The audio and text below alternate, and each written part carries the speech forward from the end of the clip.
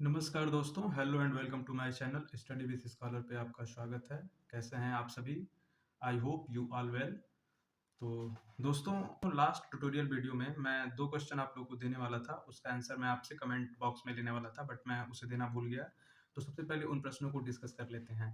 पहला ये है कि अंतर्राष्ट्रीय सीमा शुल्क इंटरनेशनल कस्टम डे किस दिन मनाया जाता है?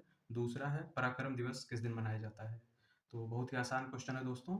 पहले का उत्तर ये होगा अंतर्राष्ट्रीय सीमा शुल्क 26 जनवरी गणतंत्र दिवस के दिन मनाया जाता है और दूसरे का उत्तर होगा पराक्रम दिवस का जिस दिन भारत के महान स्वतंत्रता सेनानी नेताजी सुभाष चंद्र बोस जी की जयंती मनाई जाती है। बताइए, हिंट मैं आप लोग को दे दिया, यानी कि 23 जनवरी। तो 23 जनवरी को पराक्रम दिवस और 26 जनवरी को इंटरनेशनल कस्टम डे यानी कि अंतर्राष्ट्रीय सीमा शुल्क। अब दोस्तों हम लोग आज के क्वेश्चन को डिस्कस करना शुरू करते हैं। तो दोस्तों, आज का पहला क्वेश्चन है, पौधे स्वपोषी होते हैं क्योंकि ये अपना भोजन स्वयं तैयार करते हैं। मानव क्या होता है? मानव के लिए क्वेश्चन मार्क है। बताइए क्या उत्तर होगा? अभी देखिए दोस्तों, जिन्होंने पढ़ा है, जिनका कॉन्सेप्ट क्लियर है उनको उत्तर पता होगा। जिनका नहीं क्लियर है, कॉन्सेप्ट नहीं पढ़ा है, उनका प्रेजेंस ऑफ माइंड एग्जाम में ऐसे ही सोचेगा कि पौधे अपना भोजन स्वयं बनाते हैं, पौधे स्वपोषी होते हैं, तो मानव भी तो अपना भोजन स्वयं बनाता है किचन में। तो नहीं दोस्तों, ये गलत है। मानव परपोषी होता है, यानी मानव पोषित होता है किसी दूसरे के द्वारा। क्योंकि किचन में हम भोजन जो बनाते हैं, बनाते नहीं है, किचन में भोजन पकाते हैं हम। मानव डिपेंड करता है, मानव निर्भर करता है खेतों पे, फसलों पे, अनाजों पे, पेड़ पौधों पे, जानवरों से आने वाले खाद्य पदार्थों पे, दूध दही घी पे। तो एक्चुअली मानव जब इन चीज़ों को पाता है तो किचन में ला के पका के खा लेता है, बना के नहीं खाता है। बनता ये खेतों में ही है, पेड़ पौधों पे ही है, जानवरों से बनता है। तो आई होप क्लियर होगा दोस्तों। अगला प्रश्न देखते हैं दोस्तों, प्रकाश संश्लेषण से। पौधों के अंदर, हरे पौधों के अंदर क्लोरोफिल पाया जाता है। तो प्रकाश संश्लेषण में क्लोरोफिल, तो प्रकाश संश्लेषण में क्लोरोफिल का क्या कार्य होता है? बताइए। इसका उत्तर होगा दोस्तों, सूर्य के प्रकाश को एब्जॉर्ब करने में क्लोरोफिल मदद करता है, यानी सूर्य के प्रकाश को अवशोषित करने में मदद करता है। क्लोरोफिल का कार्य क्या होता है? सूर्य के प्रकाश को अवशोषित करने में हेल्प करता है। नेक्स्ट क्वेश्चन है दोस्तों, प्रकाश संश्लेषण से ही। प्रकाश संश्लेषण में पौधों को किन 2 चीजों की बेसिकली नीड होती है? मतलब वो चाहिए ही चाहिए होता है, उसके बाद प्रकाश संश्लेषण की क्रिया होगी। बताइए क्या होगा? इसका उत्तर होगा दोस्तों, कार्बन डाइऑक्साइड और पानी, यानी कि CO2 और H2O। ये दोनों बेसिक हैं, ये दोनों चाहिए होता है, उसके बाद सूर्य के प्रकाश में प्रकाश संश्लेषण की क्रिया होती है। नेक्स्ट प्रश्न देखते हैं दोस्तों। नेक्स्ट प्रश्न भी प्रकाश संश्लेषण से ही है। जैसे मैं अभी बताया कि पौधों को बेसिकली 2 चीज चाहिए होता है, कार्बन डाइऑक्साइड और पानी। तो उसमें कार्बन डाइऑक्साइड प्रकाश संश्लेषण की क्रिया के बाद किसमें परिवर्तित हो जाता है, या प्रकाश संश्लेषण की क्रिया के दौरान किसमें परिवर्तित हो जाता है कार्बन डाइऑक्साइड? इसका उत्तर होगा दोस्तों, कार्बन डाइऑक्साइड ऑक्सीजन में परिवर्तित हो जाता है, यानी कि O2 में परिवर्तित हो जाता है। ओके। नेक्स्ट प्रश्न देखते हैं दोस्तों, यूएनओ द्वारा विश्व पर्यावरण की घोषणा कब की गई थी? मतलब हम 5 जून को विश्व पर्यावरण दिवस मनाते हैं, तो इसकी घोषणा कब की गई थी यूएनओ, संयुक्त राष्ट्र संघ द्वारा? इसका आंसर मैं बता देता हूं दोस्तों, 5 जून 1972 को संयुक्त राष्ट्र महासभा द्वारा मानव पर्यावरण पर स्टॉकहोम सम्मेलन के दौरान 5 जून को विश्व पर्यावरण के रूप में घोषित किया गया था। तो विश्व पर्यावरण दिवस की घोषणा 5 जून 1972 को हुई थी। अच्छा, ये तो हो गई दोस्तों घोषणा। अब अगर ये पूछा जाए कि पहली बार विश्व पर्यावरण दिवस मनाया कब गया था, इसका उत्तर होगा दोस्तों 5 जून 1973। लेकिन कहीं-कहीं दोस्तों ये आंसर 1974 भी मिलता है, थोड़ा कंट्राडिक्शन है। तो दोनों ध्यान रखिए, जैसा एग्जाम में आए वैसे एग्जाम में एक ही ऑप्शन आएगा, तो हम एक जो आएगा उसको सही कर देंगे। तो 5 जून 1973 या 1974 में पहली बार मनाया गया था विश्व पर्यावरण दिवस। अब नेक्स्ट क्वेश्चन है दोस्तों, किसके द्वारा नदी के जल प्रदूषण को मापा जाता है? इसका आंसर होगा दोस्तों BOD, biochemical oxygen demand. Next प्रश्न देखते हैं दोस्तों, प्रोटीन से है। प्रोटीन से 2-3 प्रश्न हम देखेंगे, इंपॉर्टेंट है। प्रोटीन का सर्वश्रेष्ठ स्रोत किसमें पाया जाता है? प्रोटीन का सर्वश्रेष्ठ स्रोत सोयाबीन में पाया जाता है और 100 ग्राम सोयाबीन में 36 से 40 ग्राम प्रोटीन पाया जाता है। कितना? 36 से 40 ग्राम। आपको मोस्टली ऑप्शन में 36 ग्राम ही देखने को मिलेगा। प्रोटीन बच्चों के लिए आवश्यक तत्व होता है क्योंकि यह शरीर के निर्माण में महत्वपूर्ण भूमिका निभाता है। और प्रोटीन के अंदर दोस्तों नाइट्रोजन पाया जाता है, इस बात को भी ध्यान दीजिएगा। प्रोटीन के अंदर नाइट्रोजन पाया जाता है। और नेक्स्ट प्रश्न है दोस्तों, प्रोटीन से ही, प्रोटीन किसके कंपाउंड से मिलकर बना होता है? तो इसका उत्तर होगा दोस्तों, प्रोटीन अमीनो एसिड के कंपाउंड से मिलकर बना होता है। प्रोटीन किसके कंपाउंड से मिलकर बना होता है? प्रोटीन अमीनो एसिड के कंपाउंड से मिलकर बना होता है। नेक्स्ट प्रश्न देखते हैं दोस्तों, प्रोटीन की कमी से कौन सा रोग हो जाता है? प्रोटीन की कमी से क्वाशियोरकर रोग हो जाता है। कौन सा रोग? क्वाशियोरकर। नेक्स्ट प्रश्न देखते हैं दोस्तों, बाघ को भारत का राष्ट्रीय पशु कब घोषित किया गया? बताइए। इसका उत्तर होगा दोस्तों, 18 नवंबर 1972 को बंगाल रॉयल टाइगर को भारत का राष्ट्रीय पशु घोषित किया गया। इसके पहले हमारा राष्ट्रीय पशु था शेर, यानी कि लायन। तो ये प्रश्न उठता है दोस्तों, लायन को क्यों रिप्लेस करके बंगाल रॉयल टाइगर को भारत का नेशनल एनिमल कंसीडर किया गया? सोचिए सोचिए।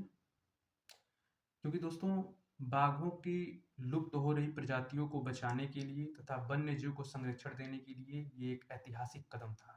न कि कुछ ऐसा था कि हमारा शेर कमजोर हो गया था इसलिए हम बाघ को लाए, ऐसा कुछ नहीं था। नेक्स्ट प्रश्न देखते हैं दोस्तों, इसी से रिलेटेड है। 1973 में प्रोजेक्ट टाइगर चला, तो ये कहाँ से शुरू किया गया था? 1973 का प्रोजेक्ट टाइगर कहाँ से शुरू किया गया था? तो इसका उत्तर होगा दोस्तों, जिम कॉर्बेट नेशनल पार्क से। कहाँ से दोस्तों? जिम कॉर्बेट नेशनल पार्क से। और जिम कॉर्बेट नेशनल पार्क कहाँ है, ये अगला प्रश्न बन गया। तो Jim Corbett national park Uttarakhand में है। अब इससे अगला प्रश्न, जिम कॉर्बेट नेशनल पार्क का वर्तमान नया परिवर्तित नाम क्या है? तो इसका उत्तर होगा दोस्तों, रामगंगा नेशनल पार्क, यानी रामगंगा राष्ट्रीय पार्क। जिम कॉर्बेट का नया नाम, वर्तमान नाम रामगंगा राष्ट्रीय पार्क है।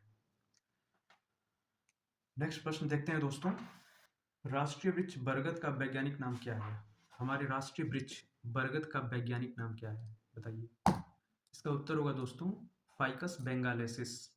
इसका उत्तर क्या होगा? फाइकस बेंगालेसिस। हमारे राष्ट्रीय वृक्ष बरगद का वैज्ञानिक नाम फाइकस बेंगालेसिस है।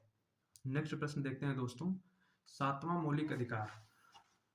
नेक्स्ट प्रश्न देखते हैं दोस्तों, सातवां मौलिक अधिकार संपत्ति के अधिकार को किस संविधान संशोधन द्वारा मौलिक अधिकार की श्रेणी से रिप्लेस कर दिया गया? इसका उत्तर होगा दोस्तों, 44वां संविधान संशोधन 1978। ध्यान रखिएगा, मैंने क्या कहा? 44वां संविधान संशोधन 1978 द्वारा संपत्ति के अधिकार को मौलिक अधिकार की श्रेणी से हटाकर कानूनी अधिकार बना दिया गया। आर्टिकल 300 ए में रखा गया और पार्ट यानी कि भाग 12 में। वर्तमान में संपत्ति का अधिकार किस भाग में है? भाग 12 में। किस आर्टिकल में है? आर्टिकल 300 ए, यानी कि 300 ए। और अभी वो मौलिक अधिकार नहीं है। संपत्ति का अधिकार किस प्रकार का अधिकार है? कानूनी अधिकार है। अब मौलिक अधिकार की बात आई है दोस्तों, तो ये बहुत ही कॉमन क्वेश्चन है कि मौलिक अधिकार कहाँ से लिया गया है। तो सबको ही पता होता है, मौलिक अधिकार अमेरिका के संविधान से लिया गया है। मौलिक अधिकार आर्टिकल 12 से 35 के अंतर्गत भाग 3 में आता है। तो इसमें एक प्रश्न बताइएगा, मौलिक अधिकार के किस आर्टिकल को भीमराव अंबेडकर ने हृदय और आत्मा कहा है? आर्टिकल 32 को भीमराव अंबेडकर जी ने हृदय और आत्मा कहा है। ये भी पूछ सकता है कि आर्टिकल 32 को हृदय और आत्मा किसने कहा है? तो उत्तर होगा भीमराव अंबेडकर। आर्टिकल 32 के तहत दोस्तों हम सीधा सुप्रीम कोर्ट जा सकते हैं, 5 प्रकार के रिट दायर कर सकते हैं। अगला प्रश्न देखते हैं दोस्तों, नेशनल न्यूट्रिशन इंस्टीट्यूट कहाँ है? तो इसका उत्तर होगा दोस्तों, हैदराबाद में। नेक्स्ट प्रश्न देखते हैं दोस्तों, किस देश में 18वीं शताब्दी की तमिल पांडुलिपियां खोजी गई हैं? कभी कभी दोस्तों कुछ क्वेश्चन को पढ़ के ऐसा लगता है कि ये मेरे सिलेबस में कहाँ है, ये कैसा प्रश्न है, ये कहाँ आएगा, पता नहीं आएगा कि नहीं आएगा। तो दोस्तों याद करो, जब एग्जाम हॉल में बैठे रहते हो तो मोस्टली क्वेश्चन ऐसे ही आते हैं कि ये कहाँ से आया, ये कहाँ से आया, ये तो हवा ही नहीं लग रहा है, ये कैसा है, ये क्या है। तो ऐसे प्रश्न अगर मिले दोस्तों तो उनको बड़े ध्यान से पढ़ना चाहिए। जैसे यही था, किस देश में 18वीं शताब्दी की तमिल पांडुलिपियां खोजी गई? तो ये इटली में है, इटली में खोजी गई थी। इसका उत्तर होगा दोस्तों, इटली। अभी थोड़ा हिस्टोरिकल प्राउड मोमेंट हो गया कि 18वीं शताब्दी की तमिल पांडुलिपियां इटली में खोजी जा रही हैं। तो है ना हमारे लिए प्राउड मोमेंट। नेक्स्ट प्रश्न है दोस्तों, तयम।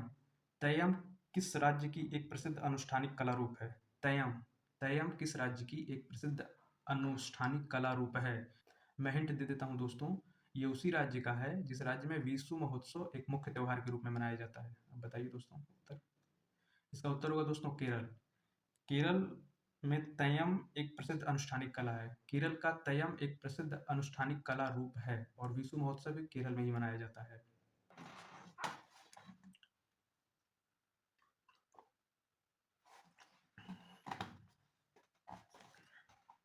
नेक्स्ट प्रश्न देखते हैं दोस्तों। 1543 में किसने कहा सूर्य ब्रह्मांड का केंद्र है? 1543 में ध्यान दीजिएगा दोस्तों, मैं ब्रह्मांड का केंद्र बोल रहा हूँ, सौरमंडल का केंद्र नहीं। 1543 में किसने कहा, 1543 एडी में किसने कहा सूर्य ब्रह्मांड का केंद्र है? तो इसका उत्तर होगा दोस्तों कॉपरनिकस। कॉपरनिकस ने कहा कि सूर्य ब्रह्मांड का केंद्र है। नेक्स्ट प्रश्न है दोस्तों कि सूर्य को सौरमंडल का केंद्र किसने बताया? इसका उत्तर होगा दोस्तों केपलर। अभी मैं सौरमंडल पूछा। नेक्स्ट दो प्रश्नों से दोस्तों सूर्य का ब्रह्मांड का केंद्र होने और सौरमंडल का केंद्र होने में आपको क्लियरिटी मिल जाएगी भी। 1805 में किसने कहा सौरमंडल आकाशगंगा का एक भाग है?